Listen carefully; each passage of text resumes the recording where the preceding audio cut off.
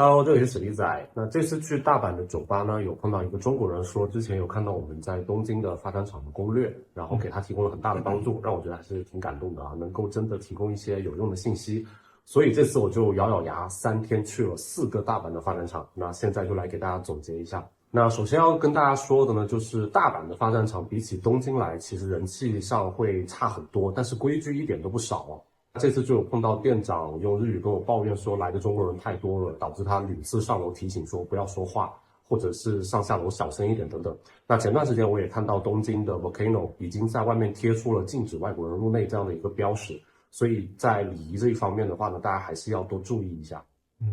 第一个要跟大家介绍的就是大阪最火的 K1 啊，这个老爷子据说是会看人下菜啊，会审核你的年龄还有健身房会员的资格。那以前的话呢，他会根据不同的人收不同的费用，像我们2年前去的时候，我记得是收500还是600日元一个人这样子，还是比较便宜的哈。但今年我们去的时候呢，感觉它好像就已经是统一价了，它有专门贴一个牌，上面写着就是30岁以下的话是1000日元这样子。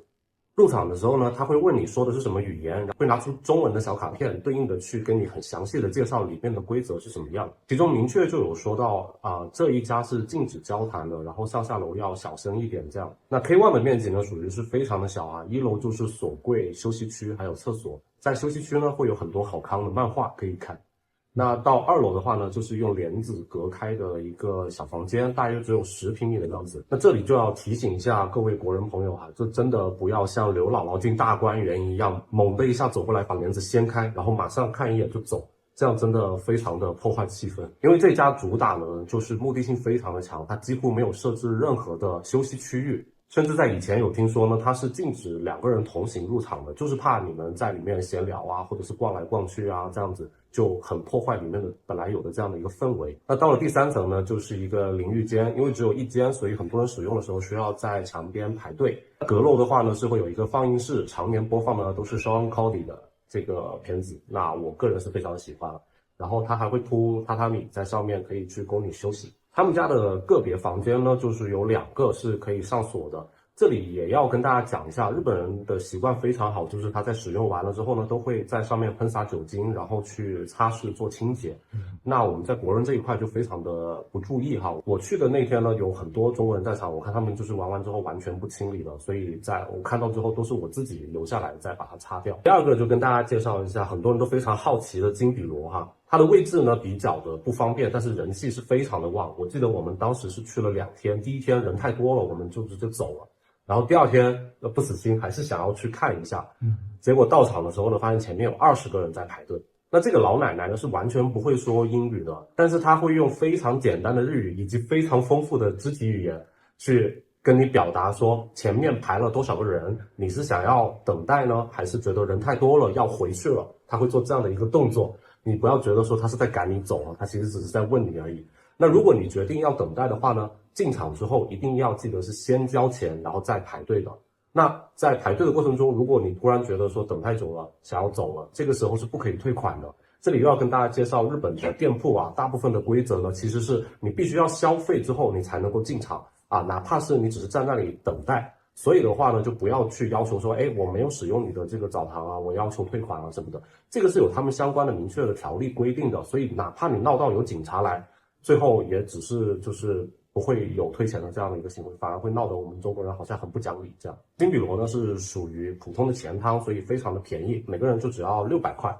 再加上10块钱的毛巾，你也可以自带毛巾进去。那交完钱之后呢，就是按照老奶奶的指示，到了指定的位置去排队。其实当天虽然有20个人，但是我们大概等了20分钟左右就已经进去了，比想象中的要快很多。里面虽然人多呢，但是可以泡的池子也非常的大。我记得的话是有3个热水池，然后2个电气池，还有楼上有一个按摩的泡池。另外露天还有一个，但是因为当天太冷了，那个露天的池子水不是特别的热，所以我就没有去。那干蒸和湿蒸房呢也各有一个，在我看来已经是性价比非常高的一个休息的场所，因为里面也是非常的亮堂啊，所以基本上你最多就只能够做到side的程度了。之前看到有些人发文说里面有很多的老人啊，那反正我们去的那一天呢，我是没有看到有老人在的，大家的年龄层基本都分布在20到40岁左右这个区间。也有看到身材非常好的人在里面有出现，所以这个可能就是全凭运气吧。第三个要跟大家讲的呢，就是位于大阪酒吧街的大吉，这家的位置就非常的方便了，基本上你在休息完了之后，楼下拐个弯就到一狗可以去喝酒了。那这家是区域最大的，同时也是最贵的，而且是 cash only， 所以大家一定要记得备好现金。它的2楼呢是泡澡和桑拿，那3楼和4楼呢都是属于大通铺以及需要额外付费的这个房间。对于我来讲，我觉得大吉的氛围可能会有一些诡异哈，因为它基本上能够发展的地方都是公共场所嘛，就是大通铺那样子的，所以你一旦想要跟别人做些什么事情的时候啊，就会有一群人围过来看，就对我来说，我感觉还挺不自在的。所以就感觉它要发展的话，好像不如 K1， 但是如果要休息的话，好像又不如金比罗一样。但它的位置确实是非常的优越。那最后要跟大家介绍的呢，是一个非常小众的，在国内的软件平台上很少有提到的，叫做 Lenja 的一家。它的位置其实也蛮方便的，就在梅田上方的一个站叫中京站的附近。只不过在谷歌地图上是搜不到它的位置了，它的官网上有写，一般日本人如果要去的话呢，就是到了中京站之后打电话，然后让店家来给你带路这样子。这家呢，据说是大阪版的 Volcano， 就是东京的那个 Volcano， 大家都知道是肌肉男非常的多嘛。可能因为我们去的那天时间不太好，我们是星期天的晚上去的，日本人一般都是习惯下午去那个地方，所以当天我们总共来到的人就只有10个人左右吧。但是确实有一个也是身材非常好，而且长得很高的。网传呢，他的老板是脾气非常的差，而且是不接待外国人的。这个其实是不存在的哈。他的官网上其实就有写的，欢迎特定的外国人来访，也就是说好看的呀、身材好的外国人，他们是大欢迎的。而且我们在去到的时候呢，即便我跟老板已经说了我是会日语的，但是他是不会日语的。老板在介绍这个房间的时候呢，还是倾其所能的用英语在跟小段去进行介绍，虽然我感觉你应该也没有听懂。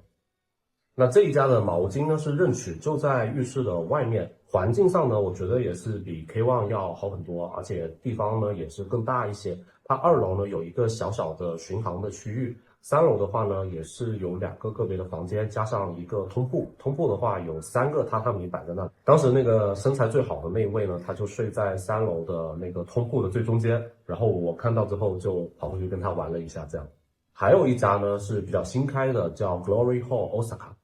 这个位置也比较方便，它就在道顿窟的附近。我们当时是吃完蟹道乐之后，没有什么事情干，就顺道去了一下。它地方不大，然后也没有设有淋浴，是一个比较有意思的主题玩法。有特定喜好的呢，我觉得可以去看一下。那除了以上介绍的这些呢，大家如果还有什么想问的，都欢迎在评论区提问。那今天我们就介绍到这里，下期再见喽。